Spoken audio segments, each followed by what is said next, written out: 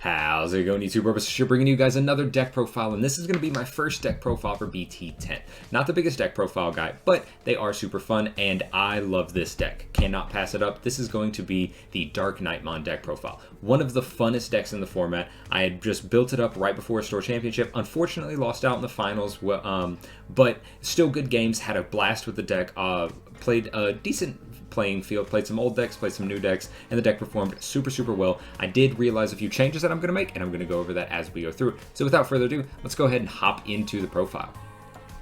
Alright guys, so into the card by card, we're going to start off with the eggs. Pretty straightforward here. We have the one Knightmon as our 5th egg. It's nice to have that little bit of DP boost every now and then. But mainly, we're going to want the 4 copies of Pagumon. We're swinging in, guys. We're going to be deleted with our little rookies or something like that. So we're going to get the search off. Sometimes it helps you find that extra piece you need. Maybe just helps, and it helps cycle. Also, sometimes you bottom deck an option, which isn't always the worst thing. Sometimes you don't actually want to always see the option card. So it's nice to see it go to the bottom of the deck, especially if you don't need it.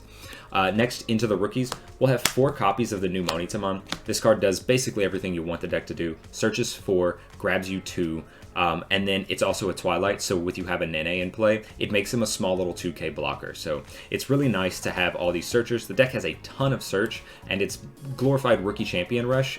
You run more champions than you run rookies, but it's nice to have this guy out as a blocker. There are plenty of times where this guy himself has just saved me. Sure, he's easy target for deletion, but if they don't have access to it, and maybe they just need that one extra check and they can't really delete it without doing something else, this guy is incredible. So does everything the deck wants. You definitely max out on it.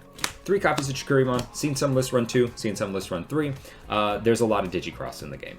There's a lot of play cost reduction. There's a lot of DeathX in the game. This guy stops all of that. It's an insane card. It's really good. Capping out on 4 seems like a little bit too much because while there is a lot of Digicross, a lot of DeathX, sometimes this card just doesn't do anything. It's just a good Digivolve in the back for certain matchups. There are still stack decks in the format. You still have things like Alphamon, Melgo, War Greymon, Black War Greymon, stuff like that. He helps stop that. So, or he doesn't do anything in those matchups, so I don't want to max out on him, but you definitely need to run at least 2 or 3. In my opinion, 3 seems to be the good spot. Next up is the thing that I'm probably going to cut from the list. This card came up a little bit. This is a BT6 Monitamon, BT7 Monitamon, sorry. He searches you 3 cards deep, and then you get to grab a DarkKnightmon or a DeathXmon, or a Knightmon or a DeathXmon. It's okay, like, yeah, it searches, but at the same time, it doesn't have the Twilight, so unlike the other Monitamon, this doesn't net you anything, like, it doesn't give you a blocker, it's literally just a body to maybe Digivolve on top of. It's also really unfortunate that it doesn't dig a little bit deeper or have any other redeeming factors out of security, because I had so many times this little guy would end up in security. If it was BT6 Chikurimon cracked, it would have been insane. Like, I would have been able to win one of the games against CrossArt that I lost because I just hit like 3 of these guys in security. If it would have been a Chikuri, would have stopped the whole shenanigans right away. So I really do think that this being changed to Chikuri is a nice play. I can maybe see running it still, but the BT6 Chikuri to Digivolve stuff out of security is just so good. Stops everything. I mean, it helps against any matchup in my opinion. So definitely going to probably drop this for Chikuri, but I wanted to put the list as I played it at my store championships.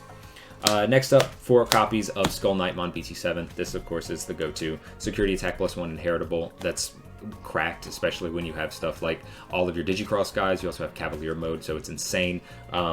Then you also have the when attacking effect. If you have another DeathXmon on the field, you can just tuck it underneath, Digivolve into a Knightmon or a DarkKnightmon, ignoring its Digivolution cost. So you can Digivolve into like BT7. You can Digivolve into BT8 or BT10, but I think the BT7 one's better for his on when attacking effect. And then you get a bunch of checks out. If it dies, cool, you just play about both dudes. But if you have the original DeathXmon, instead of any of the, or if you have the DeathXmon from BT7, then you get a little bit of extra DP boost. It's really nice. This card is just good in tandem with all of your Digicross guys, which we play plenty of in the deck.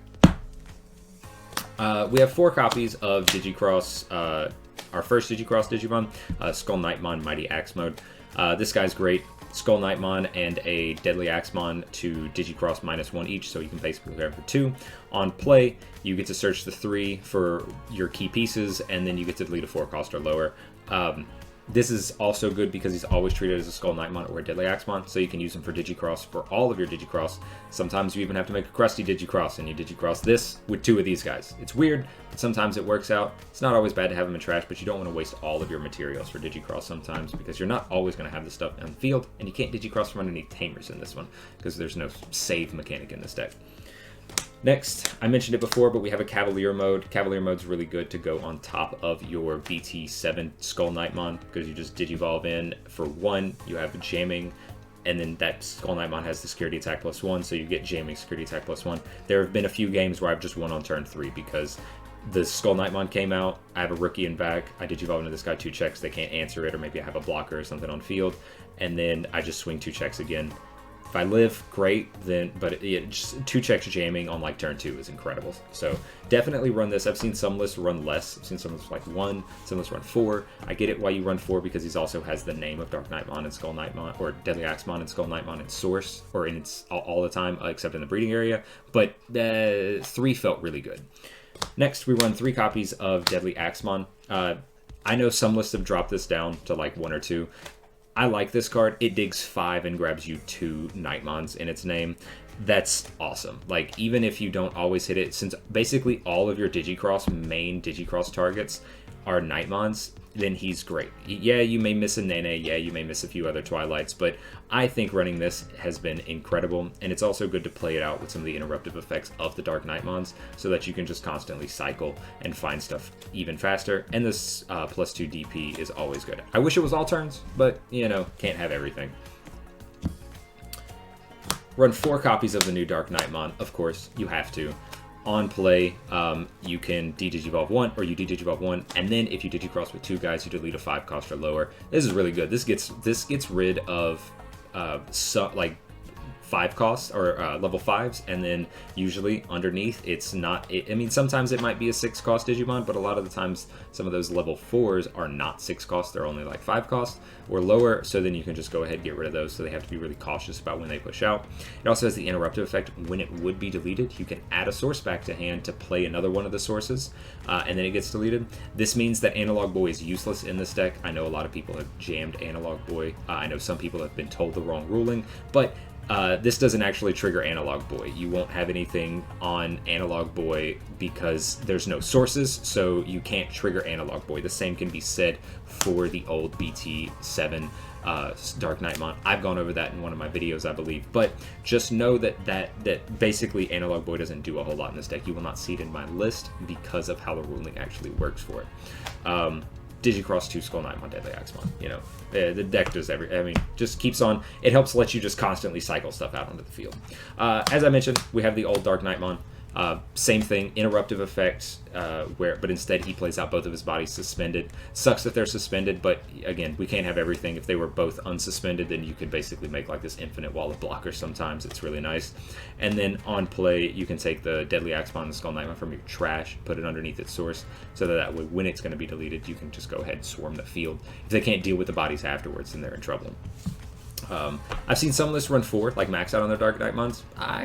I think for the way my list is built, I think 7 is fine, and I'll go over what I mean in a second, but I can definitely see reason why people run 4 so that they can take good use of like BT7 Skull Knightmons. Here's part of the reason I only run 4. I only have 3 DarkKnightmon X antibodies. This is because I only own 3. So the fact that I only had 3 means that I had a little bit of open room, because if I was running 3 of these, I didn't always need to see this guy. Like, he's good and all, but really he's the best thing to go with this, in my opinion. Sure, the other DarkKnightmon is fine, but this guy is also just really good to go with it, because you can, if you have that 3 memory, then you can raise up the Skull Knightmon, Digivolve into this guy for free, Digi into this, or Digivolve into Skull Knightmon, go to 1, Digivolve into this guy with the effect, or if you have a boost, you see what I mean. You gain the memory up, you go to 3, you Digivolve into this guy, you swing, you live, you Digivolve into this guy, you pop their Tamer, you unsuspend. This guy is insanely good. I didn't think I was going to need him as much as I did, but I used him to delete all sorts of Tamers. Mimis, Source-filled Taikis, Cool Boys, everything. Ties, just good memory Tamers, deleting all sorts of stuff. This card was overperformed. I didn't think it was going to be as good. I still think I like 3. force, because sometimes it's bricky. There are some games where maybe they only have one Tamer and it's not really affecting the board state. Sometimes it's bricky. So I still like it at 3. The on-deletion effect is nice because you can constantly spawn out bodies to play it. I will have to say another ruling to go over too is with the old DarkKnightmon thing about spawning out bodies. I had it come up where, because I misplayed it without catching it, when his DP gets deleted, you can then get deleted by something like Crimson Blaze. You can still use the interruptive effect to add the source. It's the first part of the effect. You add the source back to hand, but you're not allowed to play the Digimon. So you can do as much as you can. You can add the source when you try to play out the Digimon. It won't actually get played. So just kind of know that going forward. Crimson Blaze is painful for this deck, but it's, not every deck is running it, but Crossheart is starting to run it some for other things. But Crimson Blaze is one of your biggest things. DarkKnightmon or DeathX isn't the biggest thing, but Crimson Blaze sucks. Speaking of DeathX, we have 2. You have to. I mean, Jessmon's in the game. Bloom Lordmon's in the game. It's Crossheart's in the game. It's just, this card does everything in this format. I've always tell anybody, you're building a deck, building it from scratch, and maybe not going off of somebody else. You're building the deck. You have everything you need. You can't figure out what you're going to fill your last 2 spots with. DeathX. Instantly. You got a 48, 49 card list. You can't figure out what to put in for the other 1 or 2. DeathX. Even at a 1 of, it's great. I liked it at 2 of because you can get this back with DarkKnightmon X Antibody, but at the same time, I always wanted to draw this. There were so many matches I just hard slammed 2, and it's just saved me. So definitely, if you can afford it, run 2. DeathX is just the most expensive card in the deck. Of course, then we go into our Tamers. 4 copies of Nene. At first, I was like, maybe you don't need 4, maybe you need 3. Some games, if you don't have the blocker effect, you die. And this is incredible. This is, I love Nene. She searches 3, or she searches 4. She only grabs you 1, unfortunately, but she does give all of your DarkKnightmons and Twilight's blocker. And then there's a lot of fun plays where you can like Digivolve into your DarkKnightmon X Antibody, pop this to gain the memory back, continue your turn, and maybe swing for a game. Had that happen a few times. Thinking about the fact that she's Twilight and she gives your Twilight's blocker, another good rookie choice to maybe take over the Monitamon, or maybe adjust some of your numbers, is Sparrowmon. It's a little cheeky, but at the same time, a lot of times you are going to have a Twilight, but it needs the Twilight in name. So it's hit or mix. But I still see people running Sparrowmon. It's actually really good. But for Nene, because there's a couple of effects where you're just going to mill stuff, so you want to make sure you can see her. 3 copies of Izzy. This is something I might drop down to 2. It was fine at 3, but some games you just keep on drawing it. So if you want to readjust some of the numbers, you can maybe drop this down to 2. But this card is great. Like, I loved seeing him. There were some games where just not seeing an Izzy hurt, which made me think, like, maybe I don't drop it down to 2. But 2 or 3, you definitely run 2 minimum, in my opinion. But if you want to run 3, then that works out. I can actually see the benefit of dropping it down to 2 as well, just so you can max out on your another Digimon. But I definitely like 3, lets you know what you're drawing into. So maybe if you want to like get a search or get a mill, you know what to play. This card is cracked. The Immortal Ruler is an insane card. 2 copies of it. I don't think 3 is necessarily because you don't always have what you have in trash. But when you have a Nene, this card is free. You don't need the purple in source. And then you play it. You get to trash 3, so you get to mill 3, that's fine, fill it up for the effect, and then you go ahead and play out one of your DarkKnightmon from your trash without paying its memory cost. Or with paying its memory cost. This lets you basically Digicross from your trash, because if that Digimon has a Digicross, so like the BT10 one, then you're able to Digicross 2 and then delete something. This card is insane. You definitely run 2 of it, in my opinion. Next, Pride Memory Boost, pretty self-explanatory. We run 3 copies of it. It's good to have. It's going to play out something 80% of the time. Every now and then you're going to have some weird, reveals, and it's not going to do anything, but memory plays out of body. It's insane. It doesn't stop the on-play effects, so you can just go ahead and keep on comboing. And then 2 Ultimate Flare, last 2 cards of the deck. The reason why Ultimate Flare over something like Iron Fist is because Iron Fisting a Cross 4 or a Cross 5 kills it, sure. It also lets it material save.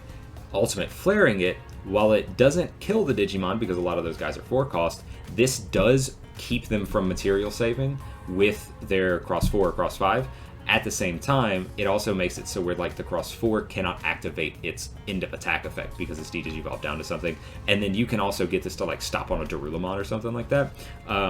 So then you don't have to worry about the Shoutmon. You can just trash the Shoutmon, get it out of here, because that's one of the key cards. Shoutmon's the reason why it's insane, because it gives it rush. So But that overall is the list. This deck is insanely fun. I've kind of gone over some things that you can adjust to change it out, but this list is super fun. Like I said, adjustments with the Chikurimon, you can maybe adjust some of your other numbers, but this deck is hella fun. It's the funnest deck that I never thought this deck would be interesting as it is. I can see why it did so well in Japan at the start of their BT10 format before Cross Art really just popped off and everybody realized that deck was cracked.